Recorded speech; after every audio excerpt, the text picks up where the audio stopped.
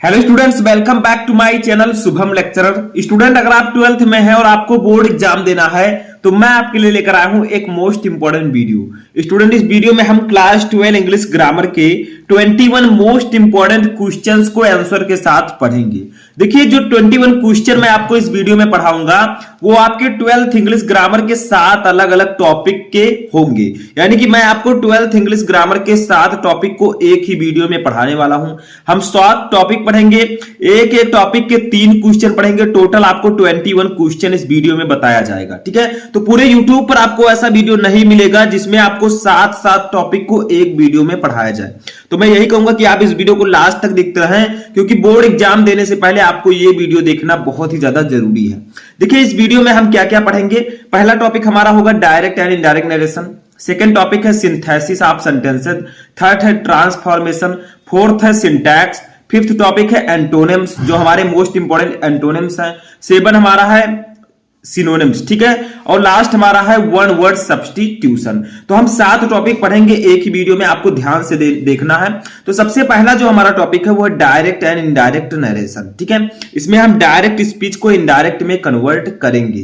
देखिए, इसके सबसे पहले हम 3 क्वेश्चन पढ़ेंगे। तो सबसे पहला क्वेश्चन हमारा देखिए है, ये डायरेक्ट स्पीच आपको दिया गया है। द चीफ गेस्ट सैड, यानी कि मुख्य अतिथि ने कहा, I am glad to be here this evening, यानी कि मैं इस सुबह यहां आकर बहुत खुश हूं। ठीक है, तो यहां पर क्या है, यहां पर आपको डायरेक्ट स्पीच को इनडायरेक्ट में कन्वर्ट करना है। तो कैसे करेंगे, देखिए हम यहां पर लिखेंगे द चीफ। ठीक है, द चीफ, फिर लिखेंगे गेस्ट। ठीक है, यानी कि मुख्य अतिथि ने कहा। द चीफ गेस्ट, ठीक है, सैड, बीच में लगाएंगे दैट। ठीक है, अब देखिए यहां पर आई है फर्स्ट पर्सन का प्रोनाउन, ये बदलेगा सब्जेक्ट से। सब्जेक्ट है the guest, the chief guest. ठीक है, तो इसके स्थान पर हम ही का यूज करेंगे। ठीक है, तो ही, एम इज आर एम क्या होता है, ये वाज बेर में कन्वर्ट हो जाता है। यानी कि आपके डायरेक्ट स्पीच में अगर इज आर एम है तो इनडायरेक्ट में जब हम उसे बदलेंगे तो वाज बेर में कन्वर्ट हो जाएगा। तो ही वाज ग्लेड। ठीक है, he was glad to be. अब हियर बदल जाएगा दियर में। ठीक है, हियर किस में बदल जाता है, इनडायरेक्ट में, दियर में। ठीक है, दिस बदल जाएगा दैट में, और इवनिंग आपका ऐसे हो जाएगा। ठीक है, इवनिंग। तो इस प्रकार से आपको बदलना सीखना होगा, आपको एक एक क्वेश्चन समझना होगा। देखिए, the chief guest said that he was glad to be. अब हियर, अगर आपके डायरेक्ट स्पीच में हियर है तो इनडायरेक्ट में कन्वर्ट करेंगे तो वो देयर में कन्वर्ट हो जाएगा। दिस है तो वो दैट में कन्वर्ट हो जाएगा। ठीक है, तो इस प्रकार से आपको करना है। समझ में आ गया पहला वाला। अब दूसरा समझते हैं। ये इंट्रोगेटिव सेंटेंस है आपका रिपोर्टेड क्लास। देखिए, mother said to me, mother माता जी ने मुझसे कहा, did you go to school, क्या तुम स्कूल गए थे। ठीक है, तो माता जी ने मुझसे कहा, क्या तुम स्कूल गए थे। अब देखिए, ये जो आपका रिपोर्टेड क्लास है ये इंट्रोगेटिव सेंटेंस है, और इसमें डिड लगा है, यानी कि ये पास्ट इंडेफिनिट टेंस है। ठीक है, क्योंकि डिड आगे लगा है। तो देखिए, हम लिखेंगे मदर सैड टू के स्थान पर हम आस्क्ड का यूज करेंगे, क्योंकि इंट्रोगेटिव में हम आस्क्ड का यूज करते हैं, या इंक्वायर्ड ऑफ का यूज आप कर सकते हैं। ठीक है, आस्क्ड मी। ठीक है, बीच में हम इफ का यूज करेंगे। जो हम दैट लगाते थे वो इंट्रोगेटिव में हम इफ का यूज करेंगे। इफ के बाद डायरेक्ट सब्जेक्ट लिखेंगे। ठीक है, अगर आपका हेल्पिंग, आपका जो क्वेश्चन वर्ड वो आगे हो, जैसे आपका हाउ, ठीक है, और भी बहुत चीजें हैं, तो वो अगर आपके आगे हैं तो आप लोग उसको लिखेंगे पहले। लेकिन यहां पर हमारा हेल्पिंग वर्ब आ गया तो पहले सब्जेक्ट लिखेंगे। यहां पर यू है सेकंड पर्सन का प्रोनाउन, ये बोलेगा ऑब्जेक्ट से, ऑब्जेक्ट है मी। ठीक है, तो मी के लिए हम आई का यूज करेंगे, आई। अब अगर आपका जो रिपोर्टेड क्लास है ये अगर पास्ट इंडेफिनिट टेंस में है, ठीक है, तो जब हम इसे इंडायरेक्ट में कन्वर्ट करेंगे तो ये पास्ट परफेक्ट टेंस में कन्वर्ट हो जाएगा। और पास्ट परफेक्ट टेंस में हम हैड का यूज करते हैं प्लस वर्ब का थर्ड फॉर्म। तो गो है, गो का थर्ड फॉर्म होगा गॉन। ठीक है, तो I had gone to school लिख देंगे। ठीक है, स्कूल लिख देंगे, बस ये हमारा इनडायरेक्ट में कन्वर्ट हो चुका है। तो mother asked me if I had gone to school. समझ में आ गया। चलिए तीसरा देखते हैं हम लोग। तो तीसरा हमारा है, the teacher said to the students do not make a noise. ठीक है, यानी कि अध्यापक ने विद्यार्थियों से कहा, शोर मत मचाओ। ठीक है, तो देखिए यहां पर जो आपका रिपोर्टेड क्लास है ये इंपरेटिव सेंटेंस है। देखिए, do not make a noise, यानी कि शोर मत मचाओ। ठीक है, तो अब यहां पर आपको लिखना है। देखिए, the teacher said to the student, तो हम लिखेंगे द टीचर। तो देखिए, आपको रिपोर्टेड क्लास में जो आपका ये है, ठीक है, सेंटेंस है, इसके अनुसार आपको फैक्ट टू के स्थान पर लिखना है। अगर यहां पर रिक्वेस्ट किया जाता तो हम रिक्वेस्टेड लिखते, ऑर्डर दिया जाता तो ऑर्डर लिखते, ठीक है। तो यहां पर देखिए ऑर्डर ही दिया जा रहा है लगभग लगभग, तो हम ऑर्डर्ड लिखेंगे, ठीक है, ऑर्डर्ड।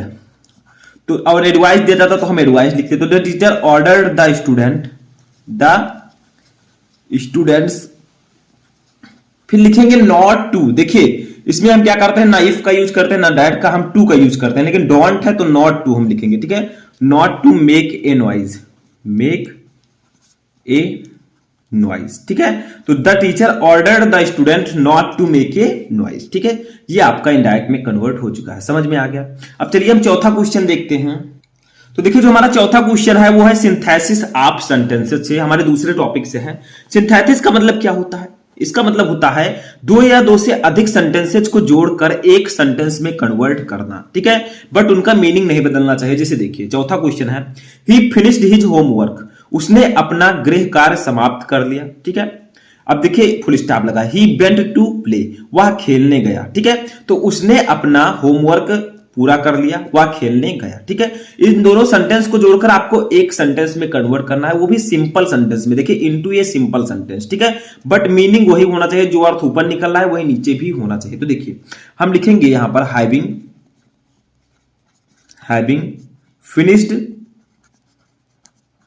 फिनिश्ड हिज होमवर्क,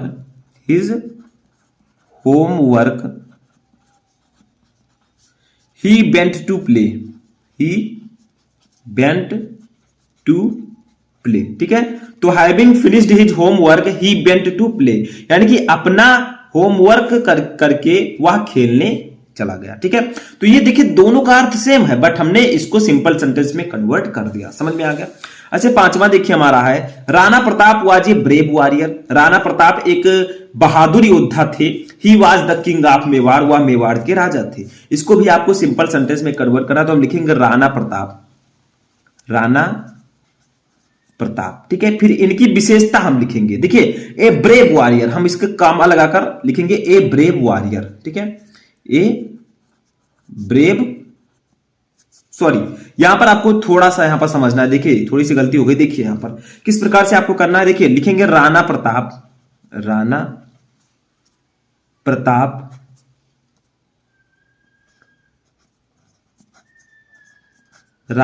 ठीक है। फिर इनकी विशेषता हम लिखेंगे, इनकी विशेषता है कि द किंग ऑफ मेवाड़, ठीक है, द किंग ऑफ मेवाड़, ठीक है। इसको कॉमा के अंदर कर देंगे। अब लिखेंगे was a brave warrior, was a brave warrior, ठीक है। यानी कि राणा प्रताप जो कि मेवाड़ के राजा थे, वो एक बहादुर योद्धा थे, ठीक है। तो वही चीज मैंने नीचे लिख दिया, इन दोनों सेंटेंस को जोड़कर मैंने एक सेंटेंस में कन्वर्ट कर दिया, वो भी सिंपल सेंटेंस में, आपका मीनिंग भी नहीं बदला, ठीक है। तो राणा प्रताप, फिर लिखेंगे ये कौन थे, तो द किंग ऑफ मेवाड़, ये मेवाड़ के राजा थे। वाजी ब्रेव वॉरियर, एक बहादुर योद्धा थे, समझ में आ गया। ऐसे 6 नंबर देखिए, 6 हमारा है, साधना इज वेरी वीक, साधना बहुत कमजोर है। सी कैन नॉट वॉक प्रॉपरली, वह ठीक से चल नहीं सकती, ठीक है। तो साधना बहुत कमजोर है, वह ठीक से चल नहीं सकती, इसको आपको सिंपल सेंटेंस में कन्वर्ट करना है। तो लिखेंगे साधना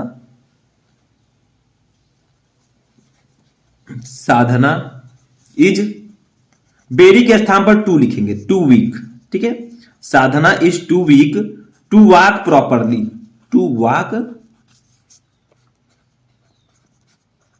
प्रॉपरली, ठीक है। यानी कि Sadhana is too weak to walk properly, यानी कि साधना ठीक से चलने के लिए बहुत कमजोर है, ठीक है, वह ठीक से चल नहीं सकती। तो इस प्रकार से आपको सिंथेसिस सॉल्व करना होता है, ठीक है, दो या दो से अधिक सेंटेंसेस को जोड़ना होता है, समझ में आ गया।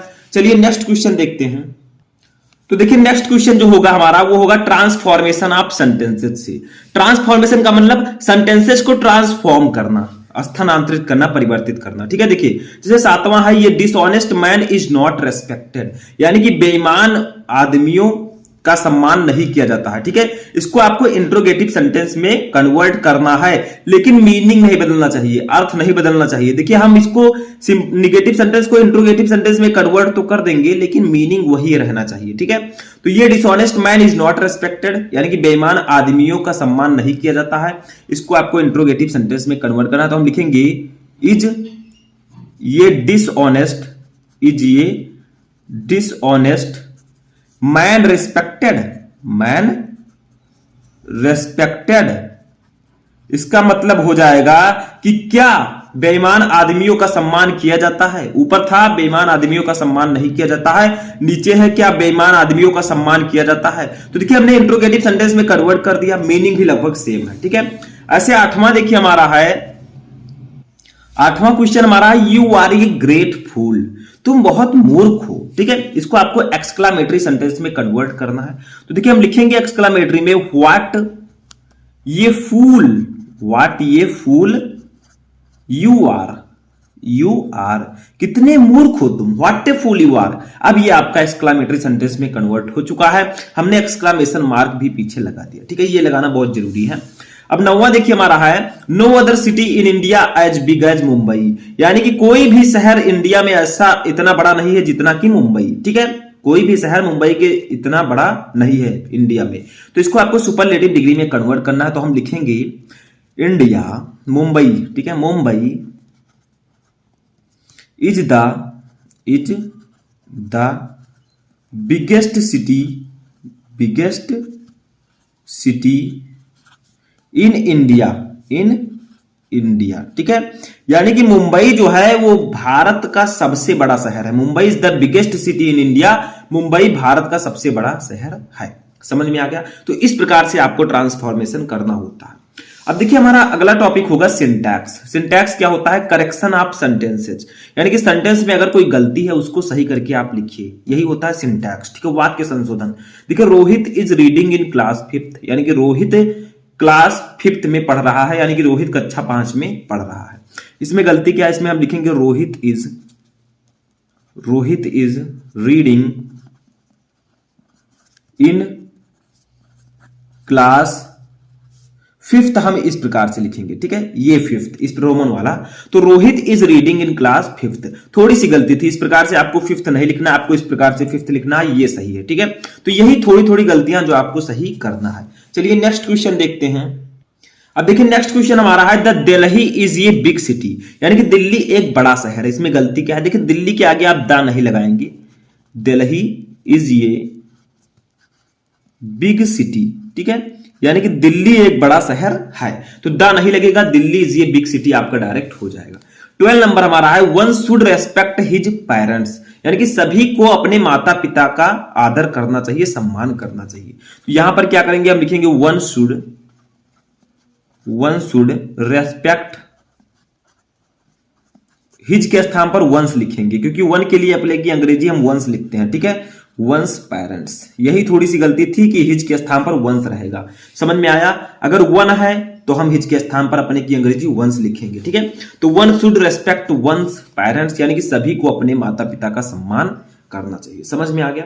अब नेक्स्ट क्वेश्चन जो हमारा है 13 नंबर, वो होगा एंटोनिम से। एंटोनिम्स का मतलब होता है विलोम शब्द, विपरीतार्थक शब्द जिनके अर्थ विपरीत हो। जैसे देखिए 13 नंबर हमारा है बैरन। बैरन का मतलब होता है बंजर, ठीक है। तो इसका एंटोनिम क्या होगा? इसका एंटोनिम हो जाएगा फर्टाइल। फर्टाइल का मतलब होता है उपजाऊ। तो देखिए बैरन का मतलब बंजर, फर्टाइल का मतलब उपजाऊ, ठीक है। तो ये एक दूसरे के एंटोनिम्स होंगे, यानी कि विपरीतार्थक शब्द होंगे। जैसे कोई जमीन है वो बंजर पड़ी है, उसमें कुछ फसल नहीं होता, कोई फर्टाइल है यानी कि उपजाऊ है, उसमें अच्छा फसल होता है। तो ये एक दूसरे के एंटोनिम्स होंगे। 14 नंबर हमारा है करेजियस। करेजियस का मतलब होता है साहसी, ठीक है, या बहादुर। तो इसका हो जाएगा फियरफुल। फियरफुल का मतलब होता है डरा हुआ या भय, ठीक है। तो करेजियस का मतलब साहसी या बहादुर, फियरफुल का मतलब डरपोक या डरा हुआ। 15 नंबर है कंसर्ड। कंकर्ड का मतलब होता है समझौता, ठीक है। तो इसका हो जाएगा डिस्कर्ड। डिस्कर्ड का मतलब होता है विरोध। तो देखिए कंसर्ड का मतलब समझौता, डिस्कर्ड का मतलब विरोध। तो ये एक दूसरे के एंटोनिम्स होंगे। इस प्रकार से आपको एंटोनिम सॉल्व करना है। नेक्स्ट टॉपिक हमारा है सिनोनिम्स। सिनोनिम्स का मतलब होता है समानार्थी शब्द जिनके अर्थ समान हो, ठीक है, वो होता है सिनोनिम्स। जैसे देखिए 16 नंबर हमारा है कॉस्ट। कॉस्ट का मतलब होता है मूल्य या कीमत, ठीक है। तो इसका हो जाएगा प्राइस। प्राइस का मतलब भी होता है मूल्य या कीमत, ठीक है। तो कॉस्ट का सिनोनिम्स हो जाएगा प्राइस। समझ में आ गया। तो इस प्रकार से आपको लिखना है। 17 नंबर हमारा है क्राइम। क्राइम का मतलब होता है अपराध, ठीक है। तो इसका क्या हो जाएगा? ऑफेंस। ऑफेंस का मतलब भी होता है अपराध, ठीक है। तो ये क्राइम का सिनोनिम्स हो जाएगा। सिनोनिम्स का मतलब जिनके अर्थ समान हो, वर्ड तो अलग अलग होंगे लेकिन इनका मीनिंग सेम होगा। 18 नंबर हमारा है ब्यूटीफुल। ब्यूटीफुल का मतलब होता है सुंदर। तो देखिए हैंडसम का मतलब भी सुंदर होता है, ठीक है। उसके बाद में चार्मिंग का मतलब भी सुंदर होता है, चार्मिंग। प्रेटी का मतलब भी सुंदर होता है। तो कोई भी आप इसमें से लिख सकते हैं, लेकिन याद सब कर लीजिए, ठीक है। तो ब्यूटीफुल का मतलब सुंदर, हैंडसम, चार्मिंग एंड प्रेटी का मतलब भी सुंदर। तो ये इसका सिनोनिम्स होगा। समझ में आया। चलिए 19 नंबर क्वेश्चन देखते हैं। तो जो 19 नंबर क्वेश्चन है ये हमारे लास्ट टॉपिक से है, 7 नंबर टॉपिक, जिसका नाम है वन वर्ड सब्स्टिट्यूशन। इसे हम हिंदी में बोले तो अनेक शब्दों के लिए एक शब्द। जैसे देखिए 19 नंबर है ए पीरियड ऑफ 10 ईयर्स, यानी कि 10 साल की अवधि, 10 साल का समय, उसको हम एक शब्द में क्या कहते हैं, उसको हम लोग कहते हैं डिकेड। डिकेड, डिकेड का मतलब होता है दशक, ठीक है। तो 10 साल के समय को हम एक शब्द में कहते हैं दशक। समझ में आ गया। और 20 नंबर हमारा देखिए क्वेश्चन ऐसे समझिए, ये person who is very careful about his health, यानी कि एक ऐसा व्यक्ति जो अपने हेल्थ के बारे में बहुत ज्यादा केयरफुल हो, सावधान हो, उसे हम एक शब्द में क्या कहते हैं, उसे हम एक शब्द में कहते हैं हाइजीनिस्ट। हाइजीनिस्ट, हाइजीनिस्ट का मतलब होता है स्वास्थ्य विज्ञानी या शास्त्री, जो स्वास्थ्य से रिलेटेड होता है उसे हम एक शब्द में कहते हैं हाइजीनिस्ट, जो अपने और दूसरों के स्वास्थ्य के प्रति बहुत ज्यादा सावधान हो। अब लास्ट क्वेश्चन हम देखते हैं। तो देखिए 21 नंबर क्वेश्चन हमारा है कि a person who Yeats everything, यानी कि एक ऐसा व्यक्ति जो सब कुछ खाता हो, उसे हम लोग क्या कहते हैं, उसे हम लोग एक वर्ड में कहते हैं ओमनीवोरस। ओमनीवोरस, ठीक है, यानी कि सर्वाहारी। आपने नाम सुना होगा जो सब कुछ खाता हो, ठीक है, वो होता है ओमनीवोरस, यानी कि सर्वाहारी। समझ में आ गया। तो ये वन वर्ड सब्स्टिट्यूशन के 3 क्वेश्चन थे। तो देखिए ये आपका लास्ट क्वेश्चन था 21 नंबर। तो यहां पर मैंने आपको 21 क्वेश्चन बताए जो कि आपके 12th इंग्लिश ग्रामर के 7 अलग अलग टॉपिक से थे। आई होप कि आपको ये 21 क्वेश्चन समझ में आ चुके हैं। अब आप लोग कमेंट बॉक्स में बताइए कि इनमें से कितने क्वेश्चन आपको ऑलरेडी पता थे और कितने क्वेश्चन अच्छे से समझ में आ गए। तो हम मिलेंगे नेक्स्ट वीडियो में नेक्स्ट टॉपिक के साथ। तब तक आप लोग अपनी तैयारी करते रहें।